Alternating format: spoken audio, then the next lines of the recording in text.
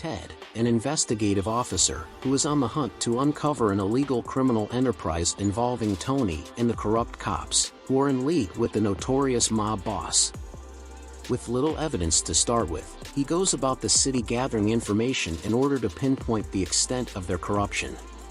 Ted finds himself surrounded by dangerous criminals, including his superior. When the town gets infiltrated by a ruthless organized crime syndicate, Ted is forced to make difficult choices that put him in danger. Ted eventually traces back their dealings and finds a series of detailed financial records. With this evidence in hand, he puts together a case against Tony and the corrupt cops. After months of gathering evidence, Ted, John and their friend in the FBI finally have enough to take down Tony and the corrupt cops. But they know that Tony has powerful allies and they won't rest until they find and kill him.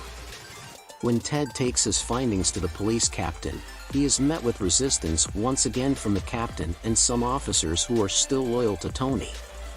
Despite their efforts to keep him quiet, Ted refuses to back down and press ahead, with intention of bringing charges against Tony and his cohorts.